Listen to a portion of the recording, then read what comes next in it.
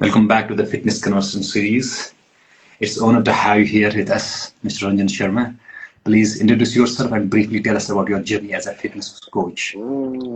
As you know, like I have been coaching in prep coaching. Last 4 years से मैं as a prep coach काम कर रहा हूँ और as a fitness coach around 6 years हो गए हैं मुझे। Yes. और साथ में मैं एक जो जिम इक्विपमेंट कंपनी भी रन करता हूँ, ब्रांड जो है नेम हाइड्रा। Yes. तो it's been a great opportunity with you Thank you, sir. Here. Fitness coach, sir, आपकी choice थी या by chance हुए? What inspired you to choose this field over others? ये चॉइस भी नहीं था, चांस भी नहीं था, लाइक काइंड ऑफ चॉइस भी कहेंगे, बट मैं हमेशा से वो चीज करना चाहता था कि जो जिसको करके मैं बोर ना हूँ। Yes. कि एक दिन कहीं महीने 2 महीने कराए, 6 महीने करा, उसके बाद बोर हो जाता है बंदा।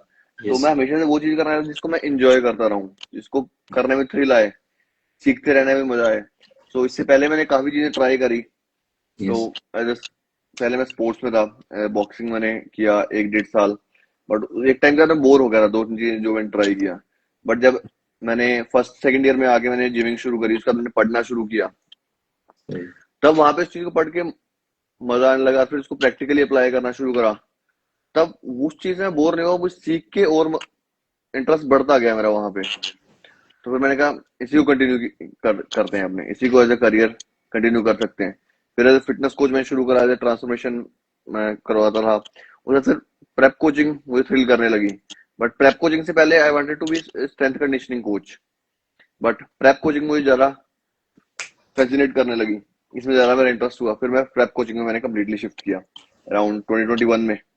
उससे पहले I was just a fitness coach, I used to train lifestyle clients and for the transformation.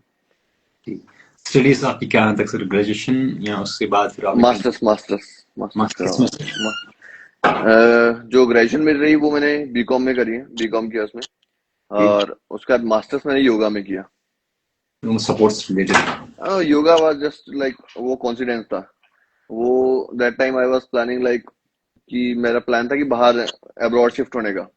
सही। तब तो मैंने कहा चलो फिटनेस के थ्रू, मैंने कहा योगा के थ्रू वीजा जल्दी अप्रूव होते हैं अगर इस बेस पे आप बाहर जाते हो। तब वहां पे मैंने मास्टर्स इन योगा भी किया, बट दैट वाज कंप्लीटली बस ऐसे हो गया बस वो तो वो कोई प्लान नहीं था, वो प्लान नहीं था। वो चीज था। आपके हिसाब से फिटनेस को आप कैसे डिफाइन करते हैं? नॉर्मल, जस्ट नाटी और जो जनरल पीपल्स होते हैं without enhanced body building? Lifestyle, ये फिटनेस एक लाइफस्टाइल है जो हर एक बंदे को आज की डेट में तो रखना ही चाहिए। लेकिन आजकल हम देख रहे हैं यार, हर एक बंदे जो है 18 18 20 20 साल के लोग भी डायबिटिक हो जा रहे हैं, उनको हाई शुगर का इशू हो जा रहा है। सो इफ वो आजकल खेल कूद भी नहीं रहे हैं इतना, डेली लाइफ में लोगों की एक्टिविटी नहीं है। अगर आप कॉर्पोरेट लोगों को भी देखो तो कोई एक्टिविटी है नहीं। बट एज अ फिटनेस को हर एक बंदे को एक मैंडेट होना चाहिए कि वो एक लाइफस्टाइल की तरह लेके चले इसको, कि ये चीज तो करनी ही करनी है। अगर आप अपनी जॉब पे जा रहे हो ना, जैसे वो मैंडेट है, तो आगे फिटनेस भी मैंडेट है। उसके बिना लाइफ में कुछ भी नहीं है। कि आप अगर पेड़ियां चढ़ गई, 10 15 पेड़ी चढ़ गई, आप हाफ जा रहे हो, ठीक है, ब्रेथलेस हो जा रहे हो, तो वहां पे उस लाइफ का क्या फायदा? पूरा टाइम आप कॉर्पोरेट में लैपटॉप के आगे बैठे हो, घर पे आगे फोन पे बैठ रहे हो, ठीक है, बाहर कोई फिजिकल एक्टिविटी नहीं है। That is not life. ठीक। आपके हिसाब से बॉडी ट्रांसफॉर्मेशन और परफॉर्मेंस के लिए सबसे ज्यादा इंपॉर्टेंट क्या है? ट्रेनिंग, न्यूट्रिशन, स्लीप या कंसिस्टेंसी? एक बार वापस रिपीट करेंगे भाई? आपके हिसाब से बॉडी ट्रांसफॉर्मेशन और परफॉर्मेंस के लिए सबसे ज्यादा इंपॉर्टेंट क्या है? ट्रेनिंग, न्यूट्रिशन, स्लीप या कंसिस्टेंसी? सबसे इंपॉर्टेंट है कंसिस्टेंसी। यस। आप पहले कुछ भी कर लो, ट्रेनिंग कुछ दिन कर लो, डाइट फॉलो कर लो, अब अगर आप उस चीज को फॉलो करने में कंसिस्टेंट नहीं हो, day in and day out नहीं पुट ऑन कर रहे, अपना 100% पुट ऑन नहीं कर रहे, ट्रांसफॉर्मेशन नहीं होगा। लोग क्या है, बहुत इजीली ट्रेनिंग कर लेते हैं, मतलब सिर्फ ट्रांसफॉर्मेशन के परस्पेक्टिव से हम बात कर रहे हैं इसको, कि डाइट फॉलो कर लेंगे, बट वो कंसिस्टेंट नहीं रहेंगे। हफ्ते 10 दिन वो मोटिवेशन आएगा उनका और वो लोग फॉलो करेंगे। आजकल की जो लोग हैं वो मेजरली डिपेंड करते हैं मोटिवेशन पे, सही। कि आज मोटिवेशन है तो आज हम गए, आज मूड अच्छा है तो आज हमने ट्रेनिंग किया, आज मूड अच्छा है तो हमने डाइट किया। जैसे वीकेंड आया, वीकेंड आते ही उनका दोस्त का ग्रुप इकट्ठा हुआ, कुछ भी हुआ, कहीं भी चले गए, ट्रेनिंग छोड़ दी, वहां पे कुछ जंक फूड खा लिया, बाहर का खा लिया, बट डाइट फॉलो नहीं हुई वहां पे। बट अगर कंसिस्टेंसी नहीं है तो आप जितना भी जोर लगा लो, कुछ भी कर लो, हफ्ता फॉलो कर लो, 2 दिन नहीं फॉलो करोगे, अब वहीं के वहीं आओगे। अब 5 दिन फॉलो अगर आप यहाँ पे आए, 2 दिन आपने पूरा मैसअप कर दिया, आप वापस से नीचे आ गए, फिर आप वापस शुरू करोगे जीरो से। तो consistency is the key. Consistency पूरा एक सेम लेवल पे चलना पड़ेगा आपको, तभी वहाँ वो प्रोग्रेस करेगा। वो प्रोसेस बोरिंग है, एक जगह जाके बोरिंग होगा, आपको किसी दिन मोटिवेशन नहीं भी होगा, बट अगर कंसिस्टेंसी होगी तब रिजल्ट्स आएंगे।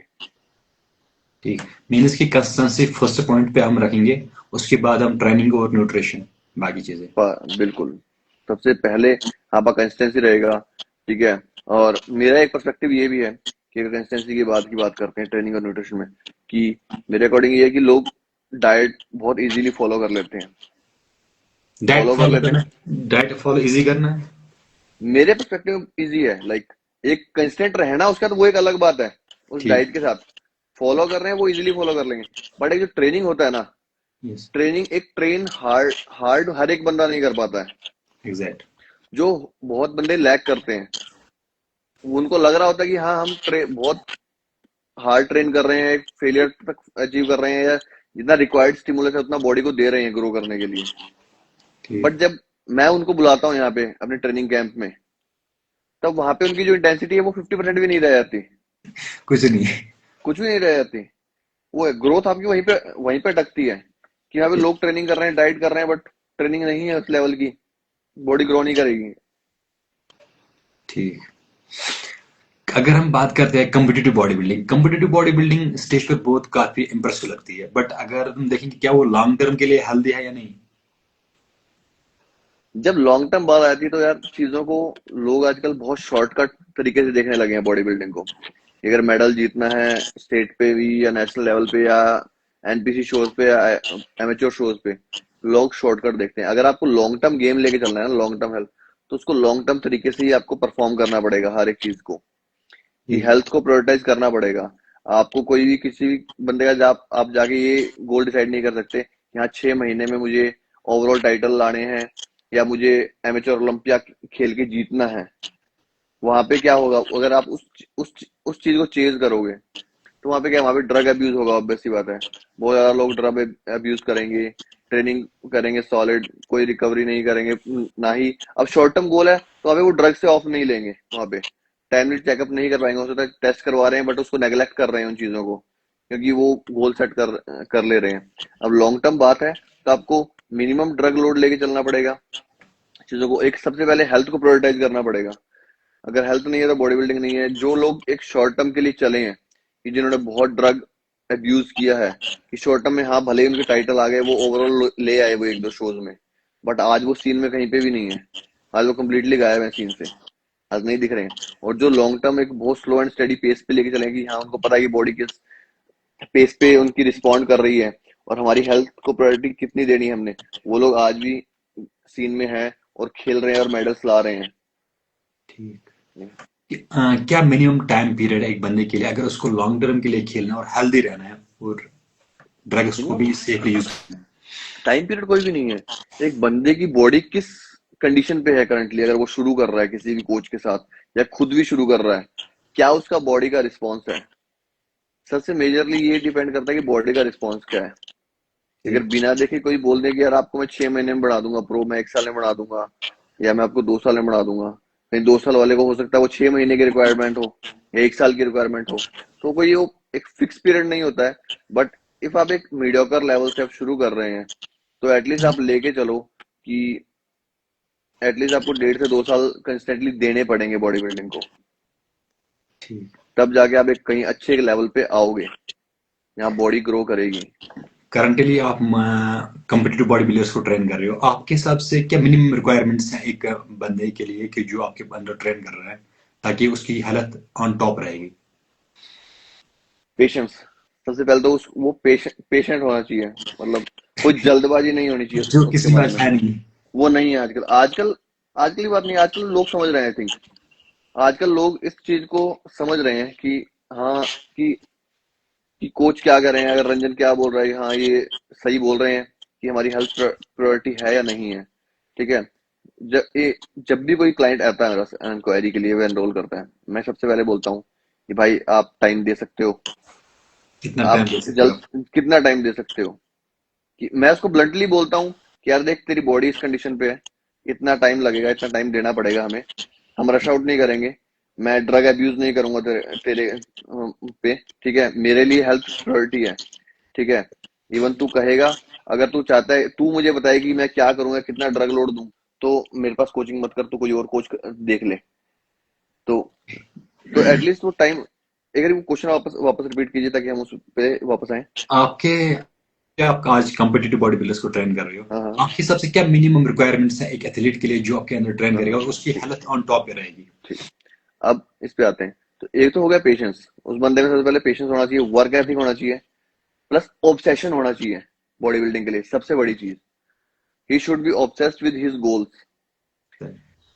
वो गोल से जब अपने ऑब्सेस्ड होगा, ठीक है, प्लस चीजों को समझेगा, प्रोसेस को समझने वाला होना चाहिए, अंडरस्टैंड करना चाहिए कि हम कहाँ जा रहे हैं, क्या हमारा गोल है, क्या हम जो चीज कर रहे हैं वो एकदम सही है, हमारे हेल्थ को वो प्रायोरिटाइज कर रही है कि नहीं कर रही।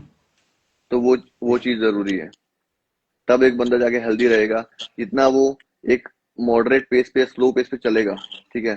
हमेशा जरूरी नहीं होता कि हम फास्ट पेस पे ही चलें कुछ चीजों में। ठीक है। कुछ जगह होती है कि हेल्थ के मामले में आपको चीजें कंट्रोल करनी पड़ती है, कि हम कंटिन्यूअसली ब्लास्ट एंड क्रूज पे नहीं रह सकते कि कुछ टाइम ब्लास्ट किया कंटिन्यूअसली जल्दी जल्दी चीजें करने के लिए। वहां पे हेल्थ लॉन्ग टर्म में सेक्रीफाइस होगी। कुछ दिन के लिए आप एक अच्छे लेवल पे आ जाओगे, बट लॉन्ग टर्म उसको सस्टेन नहीं कर पाओगे। बॉडी बिल्डिंग, आप अपनी फिजिक को सस्टेन नहीं कर पाओगे। चीजें वो करो जिसको आप सस्टेन कर सको, आपकी हेल्थ भी वहां पे रहे। वो है। ठीक। पावर लिफ्टिंग और कम्पिटिटिव बॉडी बिल्डिंग में जो पीरीज परफॉर्मेंस एनहांसिंग ड्रग्स मोस्टली आज यूज हो जाते हैं, हम्म। उनका फर्टिलिटी और हार्मोन बैलेंस और अगर बेबी कंसीव करने में क्या असर हो सकता है? जो ड्रग्स हैं, हर एक ड्रग कहीं ना कोई साइड इफेक्ट देगा ही देगा, ये आप लेके चलिए। बट आप उसको कैसे यूज करते हैं, ये बहुत बड़ी चीज होती है कि आप उसको एग्जीक्यूट कैसे कर रहे हैं चीजों को। कि अगर आप बहुत ज्यादा कंटिन्यूअसली ब्लास्ट कर रहे हैं, बहुत हाई डोज में रन कर रहे हैं, कोई ब्रेक नहीं दे रहे, बॉडी को रिकवर करने का टाइम नहीं दे रहे, बॉडी के रिसेप्टर्स को रेस्ट नहीं दे रहे हैं, तो वहाँ पे लॉन्ग टर्म में आपका जो है फर्टिलिटी पैनल्स डाउन होंगे, नेचुरल प्रोडक्शन शुरू नहीं हो पाएगा। ठीक है। इसीलिए वहां पे जरूरत होती है कि अगर आप एक टाइम के लिए आपने कर लिया, एक पीरियड के लिए आपने उसको हाई डोज पे रन कर लिया, एक मॉडरेट या मॉडरेट डोज पे रन कर लिया, तो आपको वहां पे जरूरत है कि कुछ टाइम उसको ब्रेक दो, ताकि बॉडी को एक आदत हो कि वापस से, क्योंकि जब आप लॉन्ग टर्म यूज करते हो ना, तब एचपीटी एक्सिस जो होता है, बॉडी का जो मेन सेक्टर होता है जहाँ से हर एक चीज प्रोडक्शन होती है, टेस्टोस्टेरोन प्रोडक्शन होता है, पूरा फंक्शनैलिटी करते हैं हार्मोन, वो सप्रेस होता है। अगर वो कंटिन्यूअसली, जब आप एनाबॉलिक्स पे होते हो, तब जब अगर वो कंटिन्यूअसली सप्रेस्ड रहा, तो वो अपना फंक्शन करना ही भूल जाएगा, नेचुरल प्रोडक्शन ही भूल जाएगा। तभी वहां पे एक मैंडेट होता है कि आप एक कंप्लीट ऑफ पीरियड दो अपनी बॉडी को। वहां पे आप एचसीजी यूज कर सकते हो, एचएमजी यूज कर सकते हो, फर्टिलिटी को वापस रिस्टोर करने के लिए। प्लस एक चीज और है कि लोग इस चीज को भी वो करते हैं कि लाइक, कि अगर उनका लिबिडो हाई है, इरेक्शन नॉर्मल है, तो उनको लगता है उनका फर्टिलिटी भी नॉर्मल है। बट वहां पे वो केस नहीं होता है। आपका लिबिडो सही हो सकता है, आपकी इरेक्शन सही हो सकता है, बट आपका जो है फर्टिलिटी, जो स्पर्म काउंट है, वो डाउन हो सकता है उस टाइम। ठीक। वो चीज तो वो वहां पे वो टेस्ट करना बहुत जरूरी है। तो कहीं ना कहीं हर एक चीज साइड इफेक्ट है, बस इतना यूज करो कि उसको आप मैनेज कर सको। इतना नहीं कि आपके हाथ से चीजें निकल जाएगी, कि वो परमानेंट ही सप्रेस हो जाए, उसको रिकवर करने में बहुत टाइम लग जाए, जब आप बेबी कंसीव करने की प्लानिंग कर रहे हैं जब वहां पे। कोई भी पीडी अगर इंसान यूज कर सकते हैं उसके साइड इफेक्ट्स कहीं ना कहीं पे होते हैं। तो हम्म। सपोज एक बंदा अभी साइकिल पे चल रहा है, उसका जो कंपटीशन था अगर वो ओवर हो गया, खत्म हो गया, उसने कम्पीट किया, उसके बाद उसको मिनिमम कितना टाइम लेना चाहिए ऑफ फ्रॉम द पीरियड्स ताकि वो अपनी नॉर्मल प्रोडक्शन को रिगेन कर सकता है? Depends on reports. वहाँ ओके। पे एक रेगुलर आप रिपोर्ट्स करवा रहे हो, 8 to 10 वीक्स का गैप रखो हमेशा रिपोर्ट्स में। रिपोर्ट्स क्या कहती हैं आपकी, कि एटलीस्ट आप जब भी एक कंपटीशन सीजन ओवर कर रहे हैं अपना, एटलीस्ट आप 4-5 दिन रुकिए, उसके बाद ब्लड वर्क करवाइए। ठीक है, उसमें देखिए कहाँ पे क्या ब्लड मार्कर्स ऊपर नीचे हैं उनको फिक्स कीजिए। फिर एटलीस्ट मेरा जो रहता है कि एटलीस्ट मैं 6 to 8 वीक्स का कंप्लीट ऑफ देता हूँ वहाँ पे, कि ताकि बॉडी एटलीस्ट नॉर्मल प्रोडक्शन शुरू करे, थोड़ा खुद से भी पुश चीजें करे। वहाँ पे एचसीजी ऐड कर सकते हैं अपने, एचसीजी हो गया, एचएमजी हो गया, तो ताकि नॉर्मल प्रोडक्शन जो है हार्मोन्स का वापस शुरू हो जाए वहाँ बॉडी में। तो और प्लस सिर्फ कम्पिटिटिव सीजन की बात नहीं है ये, इवन इफ आप एक लॉन्ग ऑफ सीजन पीरियड में है तो वहां पे आप कंटिन्यूअसली वो चीज मत करो कि आप एक कंटिन्यूअसली ब्लास्टिंग क्रूज कर रहे हो, कंटिन्यूअसली ड्रग पे हो ही, तो वहां पे जो रिकवरी प्रोसेस जो होता है ना वो बहुत ज्यादा डिलेड हो जाता है। जब आप ऑफ आओगे या नेचुरली रिकवर करने की कोशिश करोगे उनको, तो वहां पे इतना ज्यादा सरप्राइज हो जाता है, चीजें होता है बहुत बार की हाथ से निकल जाती है, कुछ लोग रिकवर कर भी लेते हैं। बट बेटर ही होता है कि आप मिड ऑफ सीजन भी कहीं ना कहीं बॉडी को रेस्ट दो ड्रग लोड से, क्योंकि वो बहुत ज्यादा स्ट्रेस क्रिएट करती हैं। इवन जो ट्रेन है प्रेप में जब यूज करते हैं, ट्रेन का भी अगर यूज कोई कर रहा है ना तो उसको मिनिमम पीरियड के लिए ही यूज करना चाहिए। अगर लॉन्ग टर्म आप यूज करोगे ना उसको, तो वो कहीं ना कहीं एचपीटी एक्सिस को सप्रेस करेगा बहुत ज्यादा दूसरे compare to other drugs. Tren सबसे हाईएस्ट साइड पे एचपीटी एक्सिस को सप्रेस करता है। अगर हम स्केल पे रेट करते हैं सब, one of the worst drug and one of the safest drug, आपके हिसाब से दो ड्रग्स कौन है ये? ट्रेन वन ऑफ द सबसे वर्स्ट हार्श, सबसे हार्श। हर्ष ड्रग। वर्ष और भी बहुत है, ट्रेन है, ठीक है, और माइल्ड में, और एक टेस्टोस्टेरोन को छोड़ के अपने प्राइमा एंड मेस्ट्रोन एंड एंथेट, सेफेस्ट मतलब मेस्ट्रोन ठीक। और सेफर एंड माइल्ड। ठीक। आज के टाइम पे एक बंदा पर्सनल ट्रांसफॉर्मेशन करके कोच बन जाता है, आपके हिसाब से उसको एक मिनिमम क्या चीजें होनी चाहिए, उसमें कितनी नॉलेज, कितनी एक्सपीरियंस, कितनी प्रैक्टिकल चीजें होनी चाहिए ताकि वो कोच बन सकता है? एक ट्रांसफॉर्मेशन करके जो कोच बनेगा ना वो एक यस। बहुत शॉर्ट टर्म गोल्स की तरफ भागेगा। इवन कुछ क्लाइंट्स आ जाएंगे उसका ट्रांसफॉर्मेशन देख के, एक दो क्लाइंट्स आ जाएंगे, 5 क्लाइंट आ जाएंगे, ठीक है, बट वो उनको लॉन्ग टर्म गोल की तरफ नहीं ले जा पाएगा, उनको एक एक कंसिस्टेंसी की तरफ नहीं पुश कर पाएगा। वो हमेशा चेज करेगा कि शॉर्ट टर्म में कैसे इनको थोड़ा ट्रांसफॉर्म कर दूं। ठीक। शॉर्ट टर्म में हो जाएंगे बट वो क्या, वो मेंटेन रहेंगे वो रिजल्ट्स? क्या एक वो हेल्दियर वे रहेगा उनके लिए? नहीं रहेगा। इवन देखो कट डाउन करवाना कोई बहुत बड़ी बात नहीं है, ट्रांसफॉर्मेशन करवाना, अगर सिर्फ कट डाउन की बात करें हम यहाँ पे, श्रेड करवाना, shredding is just not a transformation. सिर्फ मतलब श्रेडिंग ही, इसके अलावा भी और पर्सपेक्टिव है। तो लोग उसको ट्रांसफॉर्म कर देंगे बट वो उसको वो नहीं, क्लाइंट को वो चीज नहीं सिखा पाएंगे कि एक हेल्दियर वे में इसी सेम चीजों को कैसे आप मेंटेन करना है। वो क्लाइंट्स को इतनी हार्श डाइट्स पे, हार्श प्रोटोकॉल्स पे डाल देंगे कि क्लाइंट एक टाइम पे आके थक ही जाएगा, हाँ कब ये खत्म होगा फेज, ये फेज कब खत्म होगा ताकि मैं अपनी नॉर्मल रूटीन पे जाऊं। और वो जैसी नॉर्मल रूटीन पे पुश करेगा उसकी सारी फिजिक नॉर्मल हो जाएगी कुछ ही दिनों में। ठीक। तो वो एक आपको प्रॉपर एजुकेट नहीं करेगा जो एक सिर्फ एक ट्रांसफॉर्मेशन करके कोच बना है। उसके लिए एक चीज ये है कि उसको सीखना पड़ेगा प्रैक्टिकल एग्जीक्यूशन कैसे करना है चीजों को। सिर्फ ट्रेनिंग और न्यूट्रिशन के अलावा और क्या क्या एस्पेक्ट्स होते हैं कोचिंग में, वो उसको सीखना पड़ेगा। और ट्रेनिंग और न्यूट्रिशन के अलावा बहुत सारे एस्पेक्ट्स हैं जो एक ट्रांसफॉर्मेशन करने में हेल्प करते हैं और उसको रोकते भी हैं चीजों को। तो वो एक कोचिंग अप्रोच जो है ना, वो एक कंटिन्यूअस लर्निंग है। इवन मैं खुद आज अभी भी सीख रहा हूँ कि और क्या क्या चीजें हो सकती है, क्या क्या बॉडी को और स्मूदर वे में हम ट्रांसफॉर्म कर सकते हैं या प्रेप कर सकते हैं वहां पे। मिनिमम रिक्वायरमेंट कोई है आपके हिसाब से एक बंदे को, अगर पर्सनल ट्रेनर बनना है या एक फिटनेस कोच बनना है, एटलीस्ट क्या मिनिमम रिक्वायरमेंट होनी चाहिए उसमें फर्स्ट ताकि? ऑफ ऑल उसको नेचुरल खुद का ट्रांसफॉर्मेशन करना चाहिए। ठीक। खुद को वो एक फीलिंग पता होनी चाहिए यस। कि एक कंसिस्टेंसी क्या कॉस्ट करती है यस बंदे एग्जैक्ट। को, कि जब बंदा अगर लो कैलोरीज पर है तो उसको कैसा फील हो रहा है। हाउ यू तो फील। वो फील होना, एक प्रैक्टिकलिटी करना और फील होना वो बहुत जरूरी है। जब उसने एक नेचुरल ट्रांसफॉर्मेशन कर लिया, एक कट डाउन कर लिया, उसके बाद फिर उसको पढ़ना चाहिए कि बेसिक्स क्या है। हालांकि जो चीज एक बेसिक्स बंदे को पता रहेंगे उतना बेहतर है, और उसको ये पता होना चाहिए कि बेसिक्स जो है ना वो ही सबसे एडवांस चीजें हैं जो आगे जाके भी काम आएंगी। कुछ एडवांस नहीं है इंडस्ट्री में। ठीक। जितना लोग एडवांस ढूंढने की कोशिश करते हैं उतना वो अपने प्रोसेस को डिले करते हैं।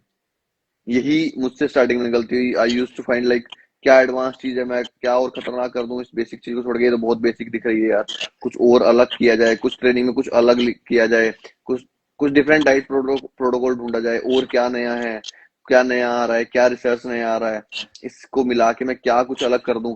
बट वहां पे वो कुछ भी नहीं होता। वो एक लर्निंग के लिए अच्छा है, क्या कुछ चीजें पता होनी चाहिए कि क्या चल रहा है, क्या चीज करनी है, क्या चीज नहीं करनी।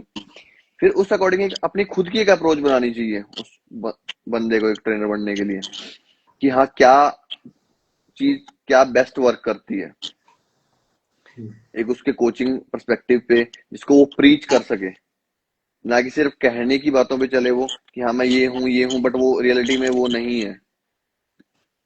कि लोगों को सिखा भी सके, अपने क्लाइंट्स को ट्रेन भी कर सके, सिर्फ एक ही मतलब मेथड पे ना वो डिपेंड करे। उसको ये बताना चाहिए कि हर एक क्लाइंट की बॉडी अलग है, एक डिफरेंट अप्रोच हर एक बंदे पे यूज होती है। किस बंदे पे क्या, किस क्लाइंट पे क्या अप्रोच अपनानी है, उसकी बॉडी के रिस्पॉन्स के अकॉर्डिंग क्या चेंज करना है। क्या यहाँ पे सिर्फ ट्रेनिंग और न्यूट्रिशन की कमी आ रही है, क्या हमें सिर्फ इसमें चेंजेस करना चाहिए, या हमें इसके लाइफस्टाइल में भी और चेंजेस लाने चाहिए, इसके स्लीप में बेटर कर सकते हैं, इसका रिकवरी बेटर कर सकते हैं, या बॉडी में इन्फ्लेमेशन बहुत ज्यादा क्रिएट हो रही है, या रिकवरी ट्रेनिंग में प्रोग्रेशन क्यों नहीं हो पा रही है, क्या रीजन रह सकते हैं, उनको कैसे टैकल डाउन करना है। तो वहां जाके एक अच्छा ट्रांसफॉर्मेशन और एक सस्टेनेबल चीज प्रोड्यूस होती है, और वहां पे एक बंदा अच्छा ट्रेनर बन सकता है। इवन कोचिंग जो अप्रोचेस होती है वो बहुत सारी हैं।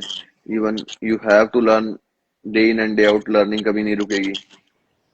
ये वो हर दिन आपको हर एक क्लाइंट से आप मिलोगे, जब उसको ट्रेन करोगे, उसका लाइफस्टाइल आपको पता होना चाहिए। उसको सिर्फ एक चीज थोप मत दो उसको, नहीं यार तू यही कर यही कर यही कर, वो चीज लॉन्ग टर्म नहीं चलेगी। आप कुछ टाइम तक आपके पास क्लाइंट्स आएंगे, आपके ट्रांसफॉर्मेशन देख के जब आप उन पे थोपोगे ना, वो लोग वो भी चले जाएंगे, और उनके थ्रू आपके जो रेफरल्स आने होंगे वो भी नहीं आएंगे।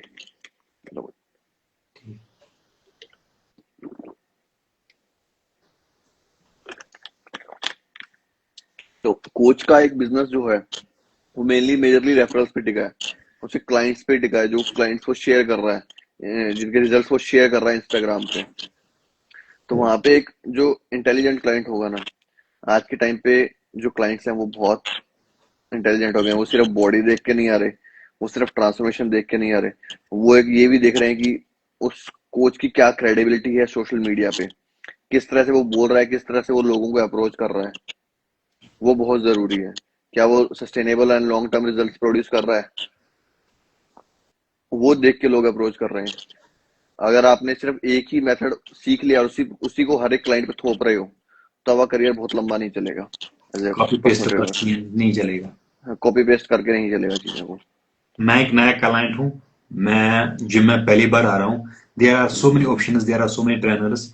मेरे लिए क्या चीजें हैं कि मैं एक अच्छे ट्रेनर को हायर कर सकता हूँ, क्या चीजें मुझे बेसिकली देखनी पड़ेगी? उसका बोलने का क्या तरीका है, उसके जब वो बोलेगा, यस। ये आप उसको अप्रोच करोगे, अपने क्वेश्चंस को कैसे वो सॉर्ट आउट कर रहा है। क्या सिर्फ वो ये कह रहा है कि हाँ डिपेंड करता है छोड़ के, मतलब कोई एक ही रैंडम कुछ भी बना के बोल दे रहा है। वो एक आपकी ड्यूटी भी बनती है कि आप उसको क्रॉस वेरीफाई करो चीजों को जो उसने बोला है, उसके क्या रिजल्ट, कितने रिजल्ट उसने प्रोड्यूस करे हैं जिम में, अगर वो जिम में ट्रेन कर रहा है या सोशल मीडिया पे उसकी क्या क्रेडिबिलिटी है। वही जरूरी, नॉलेज सबसे मेन तो नॉलेज है, उसका एग्जीक्यूशन कैसा है। कहीं वो, यही अभी उन्होंने डिस्कशन करा कि वो थोप तो नहीं रहा, बस वो जिम में खड़ा होके बस सिर्फ चिल्ला तो नहीं रहा अपने क्लाइंट्स पे, उठाओ वेट उठाओ, सिर्फ वेट उठाओ, इसके अलावा और कुछ नहीं करवा रहा। हाँ ये एक बस एक कॉपी पेस्ट आप एक लिख के दे दे रहा है प्लान, हाँ यही फॉलो करो, यही फॉलो करते रहो, कोई चेंजेस नहीं करके दे रहा। बॉडी का क्या रिस्पॉन्स आ रहा है उसको ये नहीं पता, बॉडी का रिस्पॉन्स बस उसका ये है, गोल यही है कि वेट ड्रॉप होना चाहिए किसी भी तरह से, या वेट बढ़ना चाहिए। वो क्या अप्रोच है, उस अकॉर्डिंग आपकी अप्रोच होनी चाहिए। जो मेरी अप्रोच थी जब मैं ट्रेन करता था 2016 में 17 में अराउंड में, मैंने जिनको भी जिनसे भी ट्रेनिंग की, मेरा सबसे पहला गोल ये होता था कि उनकी क्या नॉलेज है, क्योंकि मैं खुद पढ़ता था, साथ में पढ़ता रहता था। तो मुझे चीजें पता थी बेसिक्स में क्या चीज होती है क्या चीज नहीं होती, वो किस तरह से बोल रहा है, अगर क्या हम दोनों की जो थिंकिंग है या हम दोनों की जो चीजें हैं वो अलाइन कर रही है कि नहीं कर रही। सबसे मेन चीज होती है थिंकिंग आपकी अलाइन करनी, कि आपकी एक नॉलेज, वो बंदा एक क्रेडिबल है, नॉलेजेबल है, क्या वो एक सेफर वे यूज करेगा, कहीं कुछ दिन बाद ये तो नहीं बोल देगा ड्रग ले ले आप। बीइंग अ बिगिनर मैं बहुत डरता था ड्रग से, मुझे डर लगता था, तो मैं वो देखता रहा चीजें। अगर हम आज के टाइम पे बात करेंगे, मोस्टली अब जो न्यू आ रहे हैं जिम में, न्यू कमर जो अभी स्टार्ट कर रहे हैं, वेदर इट्स पावर लिफ्टिंग और बॉडी बिल्डिंग, हर एक बंदे को ये है कि मुझे फास्ट रिजल्ट्स चाहिए। तो अगर हम फिर जनरल पीपल के आसपास जाएंगे, उनको उनका मेन गोल ये होता है कि मुझे फैट लॉस करना है या मुझे वेट गेन करना है। अगर इट इज कोई ऑब्वियस है, किसी को फैट ज्यादा है या कोई सिक नहीं है, उसको वेट गेन करना है। तो एक सिंपल टर्म मार्केट में आई है, टीआरटी, टेस्टोस्टेरोन रिप्लेसमेंट थेरेपी। क्या टेस्टोस्टेरोन टीआरटी क्या है, इसके बेनिफिट्स क्या है, और किन चीजों को ये करनी चाहिए, क्या है ये? किन लोगों को करनी चाहिए? यस। टीआरटी का एज सच कोई बेनिफिट नहीं है, ठीक है, अनटिल अनलेस आप एक रियलिटी में एजेड पर्सन हो, जहाँ पे टेस्टोस्टेरोन प्रोडक्शन ड्रॉप डाउन हो गया है। ये सिर्फ एक नॉर्मल बंदे की बात कर रहा हूँ मैं, ना कि बॉडी बिल्डर या कोई यस। जनरल इन्फ्लुएंसर की। पीपल। जनरल एक बंदा है, तभी आपको एक टीआरटी पे जाना चाहिए। अदरवाइज आपको 20-22 साल, 25 साल, 30 साल का लड़का होने के होते होते हुए आपको क्यों 50 साल, 50-60 साल के आदमी की तरह फील करना है कि मैं टीआरटी कर रहा हूँ? इवन टीआरटी बहुत मिसयूज्ड है इंडिया में। यस। टीआरटी का मतलब क्या होता है? 50 या 100 mg तक टेस्ट ट्वाइस अ वीक और वंस अ मंथ। अगर हम डॉक्टर्स के टर्म पे देखें, जो डॉक्टर्स रिकमेंड करते हैं, तो once once in twice week, 2 weeks और 100 mg। आजकल आजकल के लोगों का टीआरटी का मतलब है 250 से 300 mg पर वीक। ये उनकी टीआरटी डोज है, जो कि टीआरटी टीआरटी के आसपास ही वेरी नहीं करती है। तो अगर अगर फास्ट रिजल्ट लेने हैं तो नहीं है। वो फिर फास्ट रिजल्ट लेने के लिए वो लोग यही जो टीआरटी आप कह रहे हो उसका उसका रास्ता अपनाएंगे या ड्रग का रास्ता अपनाएंगे, जो कि एक अनटिल अनलेस मैं रिकमेंड करता हूँ, अनटिल अनलेस आपका गोल कम्पिटिटिव नहीं है, आपको ड्रग पे जाना ही नहीं चाहिए। अगर आपने ड्रग पे जाना है तो वहाँ पे एटलीस्ट आप एक अच्छा बेस बिल्डअप करो, अपना बेसिक्स को मास्टर करो, ट्रेनिंग टेक्निक सीखो, कैसे रियलिटी में ट्रेनिंग होती है, ड्राई डाइट न्यूट्रिशन के बेसिक्स क्या है, उसको कैसे प्रॉपरली फॉलो करना है। तो वो बहुत जरूरी है वहाँ पे। उसके बाद ही आप एक एनाबॉलिक्स का एनहेंस्ड रास्ता चूज करो। ठीक। फर्स्ट ऑफ ऑल एक बंदे को ट्रेनिंग अपनी सीखनी चाहिए, एग्जीक्यूशन मूवमेंट सीखनी चाहिए। उसके बाद अगर उसको चाहिए, लगता है कि मुझे अब थोड़ा बहुत बॉडी को शो अप करना है या compete करना है, then drug is the option. Drug otherwise social media पे दिखाने के लिए, सिर्फ आपने दिखानी है तो वो एक नेचुरली आप स्टार्ट करके नेचुरली चीजें कर सकते हैं। नेचुरली और वो होता है बहुत ज्यादा बंदे टाइम नहीं की। लगता। बिल्कुल होता है, बिल्कुल होता है, क्यों नहीं होता? अगर आप वर्क पुट ऑन करोगे, चीजों को रिलीजियसली फॉलो करोगे, तो वहां पे बॉडी मसल गेन करेगी करेगी। इवन आपकी जेनेटिक्स पोस्ट स्लो रिस्पॉन्डिंग ही क्यों नहीं है, तो वहां ठीक। पे सोशल मीडिया पे एक बॉडी, एक डिसेंट बॉडी बन सकती है, अगर आप चीजों को फॉलो करो तो, प्लान पे स्टिक रहो तो। बंदा चाहता है कि उसकी बॉडी एक अच्छी दिखे, अच्छी व्यू हो उसका, और वो चाहता है कि बस मैं ड्रग्स ना लूं, नेचुरली करूं। नेचुरली मीन्स क्या क्या बेसिक सप्लीमेंट्स उसको लेनी चाहिए? Multivitamin, omega 3, joint support, enough, that's enough. ये दो एंड सप्लीमेंट। विटामिन D3, 2 से 3 सप्लीमेंट मोर देन इनफ रहेंगे एक बाकी जनरल बंदे के लिए। बाकी और कुछ भी लेने की जरूरत नहीं है। आज के टाइम पे क्रेटीन और प्री वर्कआउट्स मार्केट में बहुत ट्रेंड कर रहे हैं। प्री क्रेटिन, वर्कआउट्स का क्या है, क्या इंपॉर्टेंस है? प्री वर्कआउट की कोई इंपॉर्टेंस नहीं है। प्री वर्कआउट को मैं तभी इंपॉर्टेंट समझता हूँ जब आप प्रेप पे हैं या लो ऑन कैलोरीज हैं। प्रेप के टाइम आप लो ऑन कैलोरीज हैं, वहां पे आपको एनर्जी चाहिए, तो वहां पे आप उस कुछ एक स्पेसिफिक पीरियड ऑफ टाइम के लिए आप सप्लीमेंट कर सकते हैं प्री वर्कआउट को। अदरवाइज कोई वहां पे जगह नहीं है प्री वर्कआउट की। आजकल के लोगों को क्या हो गया, बिना प्री वर्कआउट के वो लोग वर्कआउट भी नहीं कर पा रहे हैं। इवन वो बहुत एक अच्छी क्वांटिटी में फूड खा रहे हैं, फूड ले रहे हैं, फूड कंजप्शन है, हाई कार्ब्स है, बट फिर भी उनको बस एक वो हो गया है कि प्री वर्कआउट के बिना वर्कआउट होगा ही नहीं यार, आज तो हिट ही नहीं होगा, उतनी स्ट्रेंथ ही नहीं है। फिर वो जब वहां पे वो सोच लेते हैं, वो सोच जब माइंड में आ जाती है उनके, तो फिर वो वर्कआउट भी उसी मेंटेलिटी के साथ करते हैं। हाँ यार, आज तो उठेगा ही नहीं, आज तो कम ही वेट लगाएंगे, बस वो फिर वहीं पे प्लेसिबो इफेक्ट में रह जाते हैं चीजों में। प्लेसिबो इफेक्ट, सॉरी वो नहीं है टर्म। तो उसी तरह से वो ट्रेन करते हैं। अब जैसे ही वो प्री वर्कआउट लिया पर कुछ खास नहीं किया, बट उन्होंने लिफ्टिंग अच्छा करा। बट मेरे लिए प्री वर्कआउट सिर्फ तभी इंपॉर्टेंट है जब आप एक लो कैलोरी फेज में हो, या आज आप बहुत थके हो, बहुत स्ट्रेसफुल डे रहा काम पे आपका, या स्लीप भी अच्छी नहीं हुई, पर वर्कआउट करना है at the end of the day, वहां पे आप एक आधे दिन बीच में कर सकते हो। अदरवाइज कोई प्री वर्कआउट का वहां पे कोई जगह नहीं है। मार्केट में बहुत सारे हजारों सप्लीमेंट हैं, कोई कुछ कह के बेच रहा है, कोई कुछ कह के बेच रहा है। हर एक चीज के लिए कंपनी बहुत मार्केटिंग में पैसा खर्च कर रही है, कुछ ना कुछ रिसर्च दिखाने के लिए, कुछ ना कुछ क्लिनिकली प्रूवन दिखाने के लिए उस चीज को। तो हर एक चीज को हम नहीं ले सकते वो जिसकी रिक्वायरमेंट ही नहीं है। हाँ, क्रिएटिन, क्रिएटिन आप ले सकते हो, वो सबसे बेस्ट सप्लीमेंट है creatine. Creatine is best supplement, most clinically research supplement, और विच एक्चुअली वर्क्स। Yes. एक जनरल एडवाइस जनरल पीपल के लिए आपके एक्सपीरियंस के हिसाब से क्या है कि अगर उनको फिट रहना है, जिम रेगुलर करना है, लिफ्ट करना है और थोड़ा अच्छा लुक उनको चाहिए? अगर ये जनरल लोग, आजकल के टाइम में हर एक बंदा बहुत बिजी है, यस। उसके पास बहुत कम टाइम है, कुछ कभी कहीं जाना है, कभी कहीं जाना है, तो एटलीस्ट मैं बोलूंगा कि एटलीस्ट 3 मील्स अ डे तो रखे अपनी, एटलीस्ट वो जो कंप्लीट प्रोटीन मील्स हों। और लिफ्टिंग एटलीस्ट करे वो 40 से 45 मिनट, मोर देन इनफ।